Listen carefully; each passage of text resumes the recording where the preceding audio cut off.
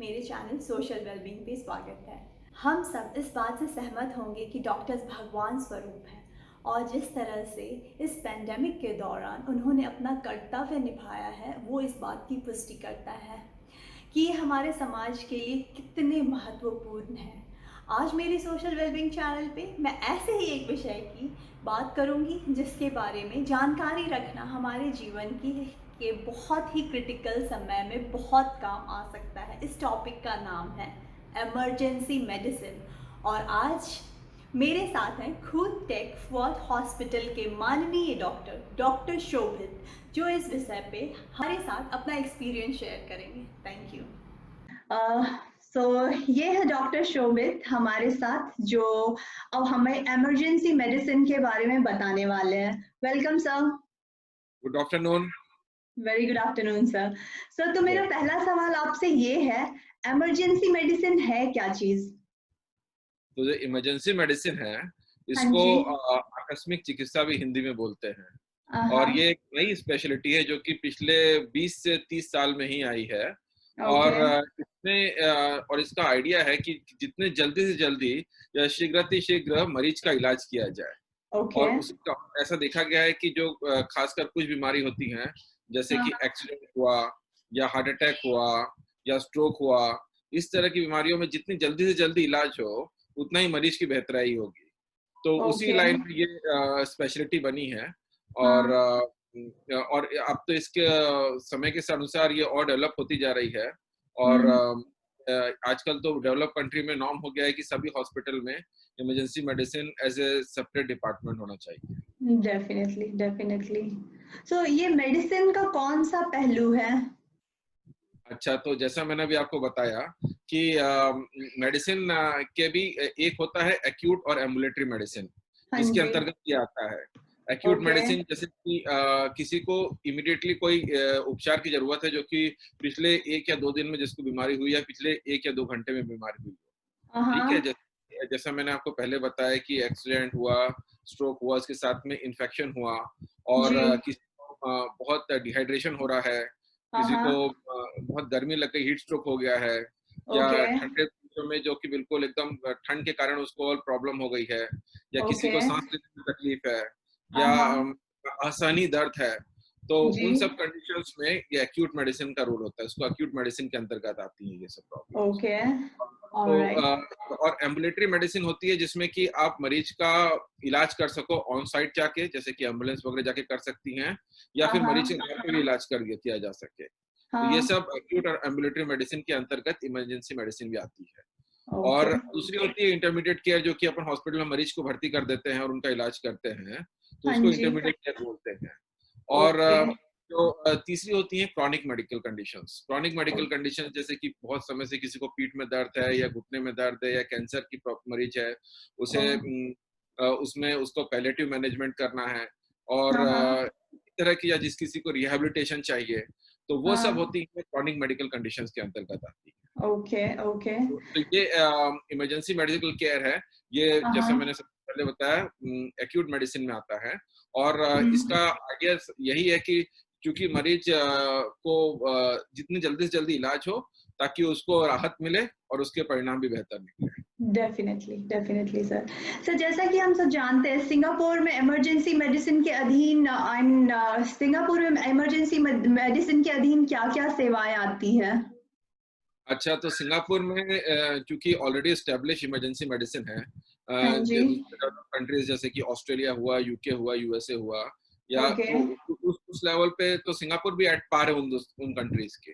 Okay. और इसमें emergency medicine के काफी रोल हैं, जैसे कि एक तो होता है प्री हॉस्पिटल केयर। हाँ। जैसे मैंने हाँ। बताया कि जो एम्बुलेंस होती हैं, यहाँ पे 995 एम्बुलेंस होती है, वो जो कि कोई भी मरीज बीमार होता है या कोई कोलैप्स हो गया मरीज, या किसी को बहुत बुरी चोट लग गई, तो उसके वो या उसका कोई नियर एंड डियर या उसके आसपास जो भी हो, वो तुरंत कॉल करके एम्बुलेंस बुला सकता है। जी। और प्री पैरामेडिक्स जो तुरंत जाते हैं, उसका इमीडिएटली इलाज करते हैं और देखते हैं कि मरीज की कंडीशन को स्टेबलाइज करते हैं और जल्दी से जल्दी उनको हॉस्पिटल ले जाते हैं।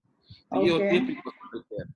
दूसरा होता हाँ। है जो कि इमरजेंसी हॉस्पिटल केयर होता है, जिसमें कि मरीज हॉस्पिटल आया, फिर हॉस्पिटल में उस मरीज का इलाज किया गया।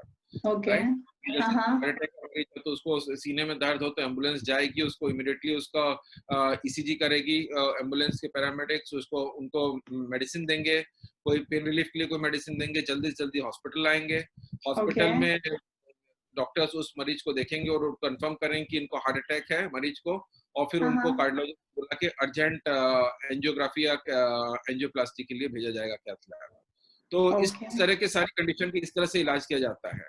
स्ट्रोक का ऑलराइट। पेशेंट हो उसको बुला के उसको वहां पे उन लोग तुरंत हॉस्पिटल लेके आएंगे, वो अलर्ट भी कर लेते हैं पहले से ही।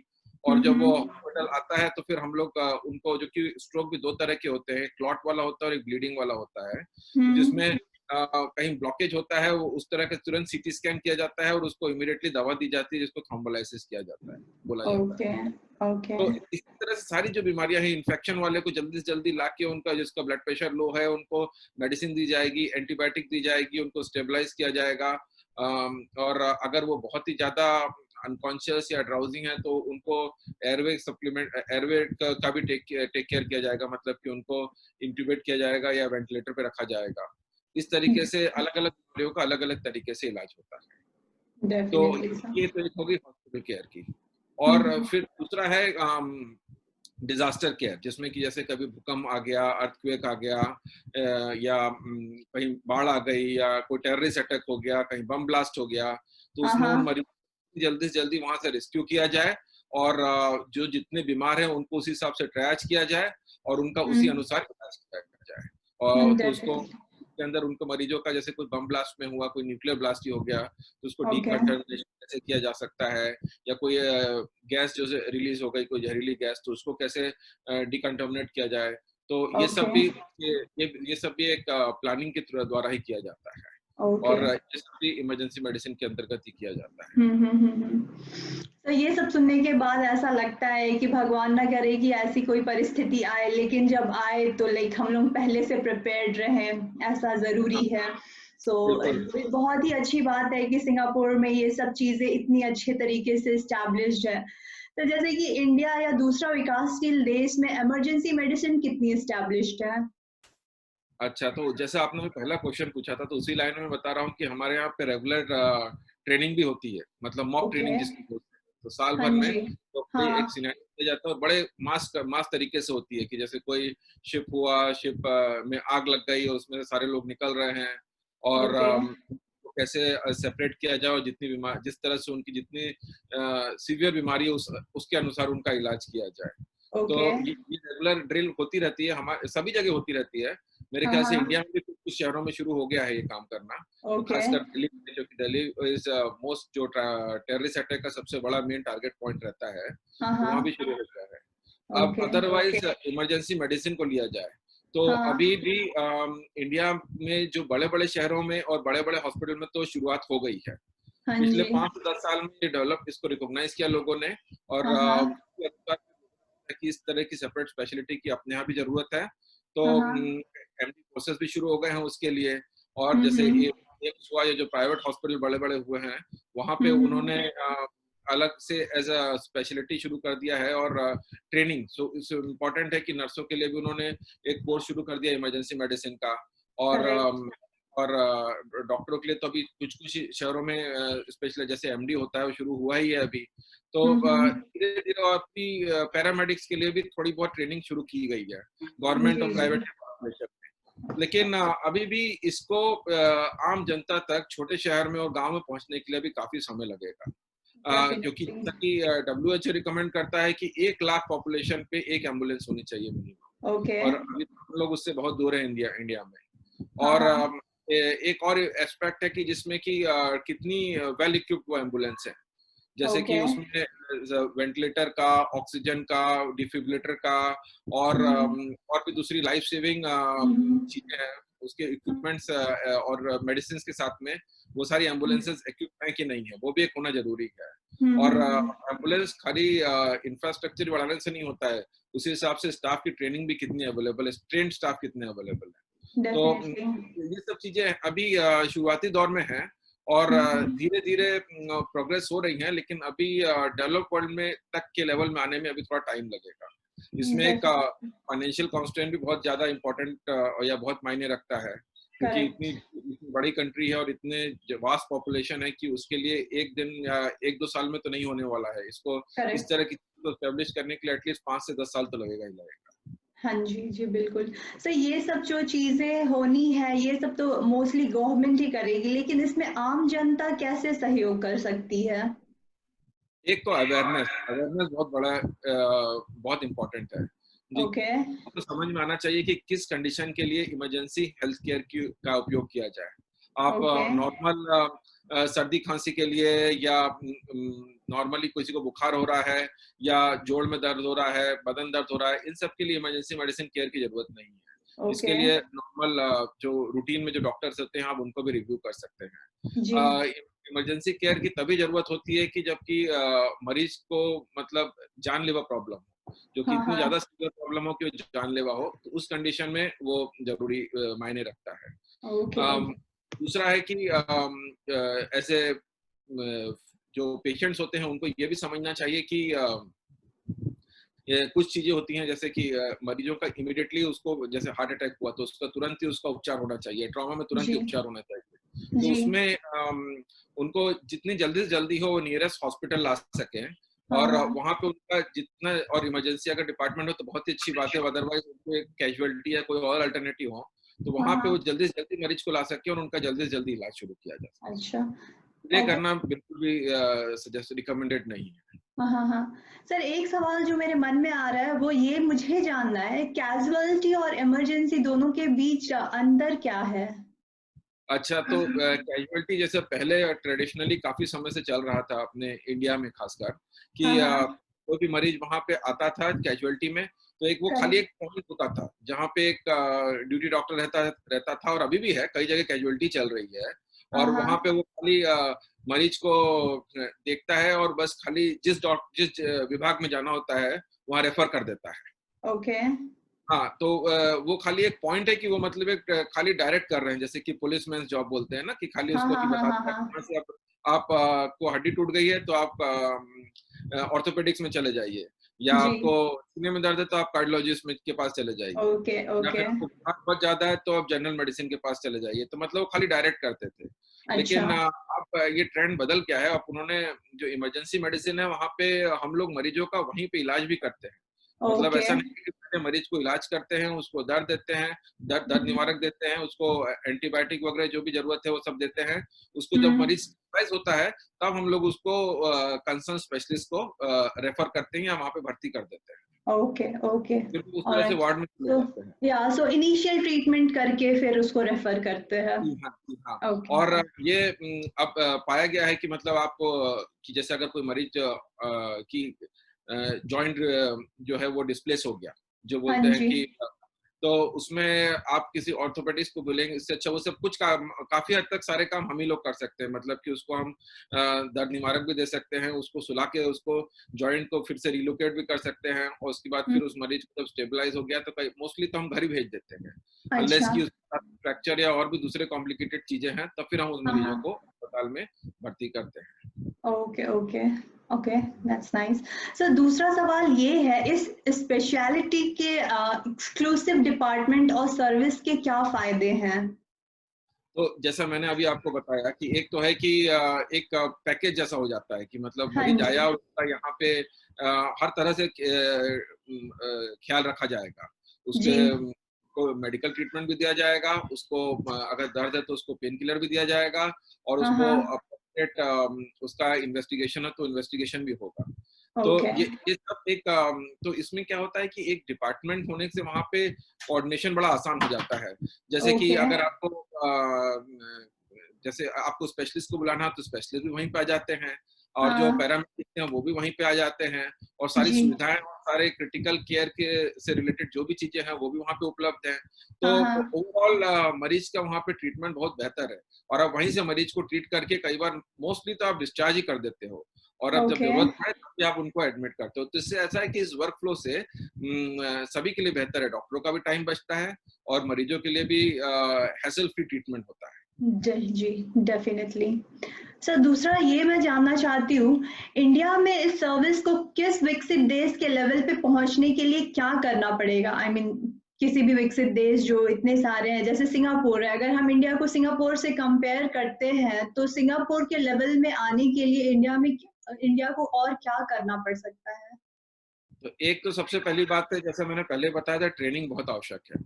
तो यस, जिसमें कि एक कोई कैंपेन शुरू करना पड़ेगा जिसमें कि सारे डॉक्टरों को और खासकर मेडिकल स्टाफ को, जो नर्सेस, उन लोग को बेसिक कार्डियक लाइफ सपोर्ट की ट्रेनिंग देना बहुत जरूरी है।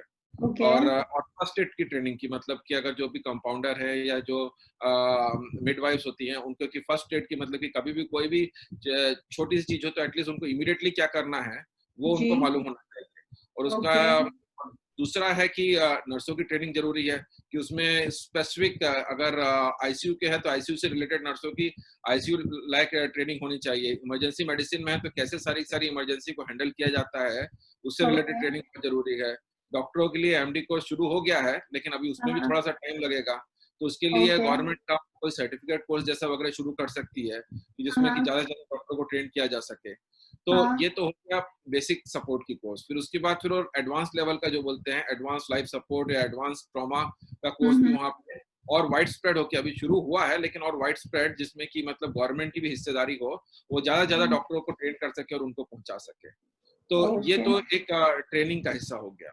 हाँ दूसरा जी, है कि दूसरा है इंफ्रास्ट्रक्चर का। तो इंफ्रास्ट्रक्चर में आपको हर डिग्री या डिस्ट्रिक्ट हॉस्पिटल में आपको एटलीस्ट इमरजेंसी मेडिसिन का डिपार्टमेंट होना चाहिए, और जी, उसी तरह से वहाँ पे उस लेवल के इक्विपमेंट्स भी होने चाहिए।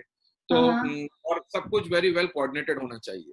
जी, और तीसरा, अभी कुछ ही हॉस्पिटल ने शुरू किया है, जो बड़े-बड़े शहर में शुरू हुआ है, कि जो एम्बुलेंस सर्विसेज शुरू हुई हैं, जैसे करेक्ट, 104, 102, 108 अलग-अलग नंबर से है। हाँ जी, वो अभी बहुत ही लिमिटेड है, बहुत ही सीमित है वो। तो हुँ, उसको भी हुँ, अभी ज़्यादा से ज़्यादा लोगों तक पहुँचाया जाए, ताकि कि ओके, जितने जल्दी से जल्दी लोग, अगर मान लीजिए किस मरीज को बीमारी हो गई है, कुछ प्रॉब्लम है, तो इमीडिएटली एम्बुलेंस उसके घर पहुँच जाए, या जहाँ पे भी साइट पे पहुँच के उसको जल्दी से जल्दी नियरेस्ट हॉस्पिटल पहुँचा सके। तो ओके, वो भी एक होना बहुत ज़रूरी है। साथ में ओके, एक कोऑर्डिनेशन होने की बहुत ज़रूरत है, जिसमें कि डिज़ास्टर मैनेजमेंट, डिज़ास्टर मेडिसिन की टीम भी इन्वॉल्व हो, साथ हाँ, में हाँ, ये ट्रॉमा की टीम भी इन्वॉल्व हो, और भी अदर जो अलग-अलग स्पेशलिटी है, उन सबको एक बाँध के एक ये सर्विस शुरू की जाए। हुँ, हुँ, इसकी हुँ, अभी इंडिया में ज़रूरत है, और वो मेरे ख्याल से एक सेंट्रलाइज़्ड अप्रोच से नहीं होगी। सेंट्रलाइज़्ड अप्रोच तो एक सीमित अप्रोच है। जी, ज़्यादा इम्पोर्टेंट है कि वो अलग-अलग स्टेट्स को उसमें इन्वॉल्व होके अपने पर्टिकुलर स्टेट को डेवलप करना पड़ेगा। ओके।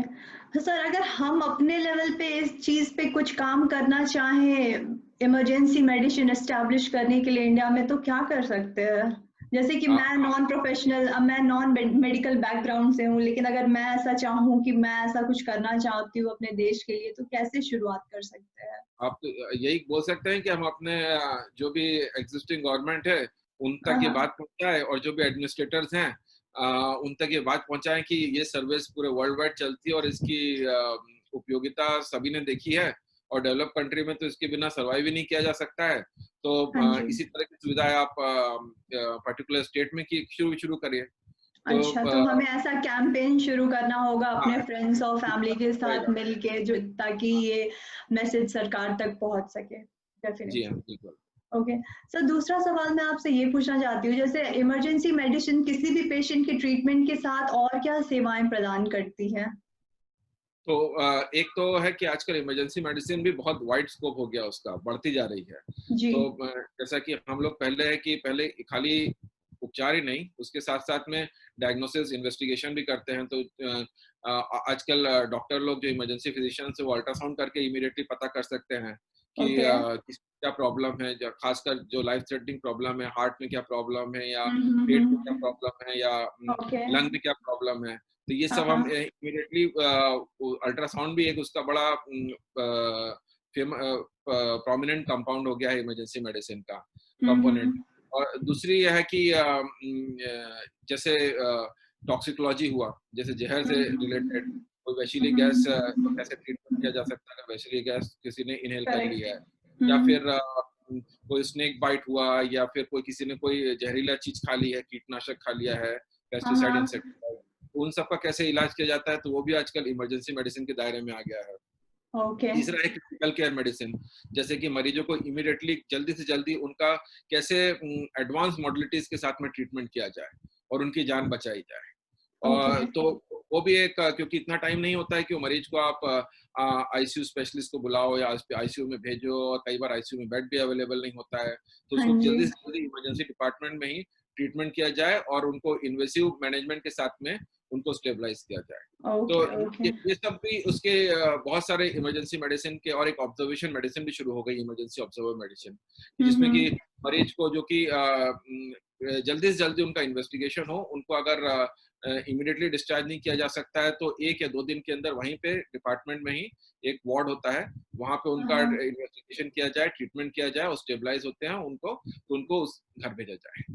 तो ओके, उनको वार्ड ओके। वगैरह में जाने की ज़रूरत ही नहीं है। हाँ, तो हाँ, हाँ। इसी तरह से धीरे-धीरे ये स्पेशलिटी बढ़ती जा रही है। जी, जी, जी, बिल्कुल। सर मेरा आपके आपसे आखिरी सवाल ये है कि लाइक इसका भविष्य मतलब कैसा हो सकता है अपने देश के लिए और बाकी के भी विकसित देशों के लिए?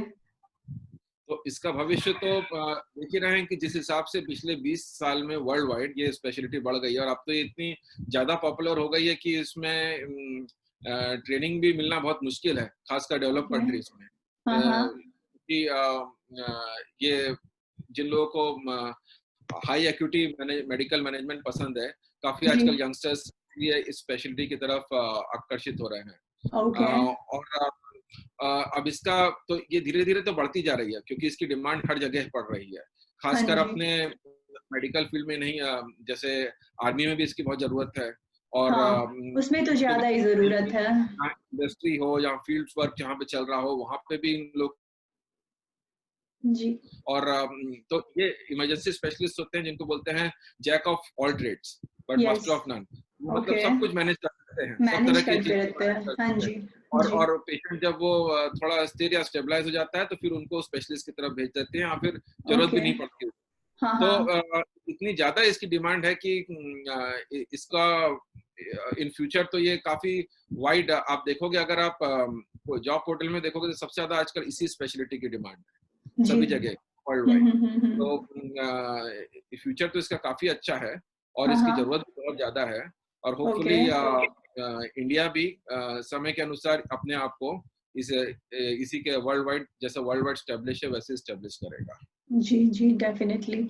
सो बस आम जनता से यही रिक्वेस्ट है कि वो इस वीडियो को ज़्यादा से ज़्यादा देखें और अपने फ्रेंड्स और फैमिली जहाँ तक हो सकता है, उन सब लोगों को अवेयरनेस हो इस वीडियो के माध्यम से। हमारा यही एक एम है और हम यही करना जी, चाहते हैं ताकि दूसरों की कुछ तो सहायता हो सके। जी, ओके। बिल्कुल। सो ये थे डॉक्टर शोभित इमरजेंसी मेडिसिन से जो अपनी राय शेयर कर रहे थे हमारे साथ ताकि हम सब अवेयर हो जो सके इमरजेंसी मेडिसिन के लिए। Thank you so much sir, thank you so much for your my time. Pleasure.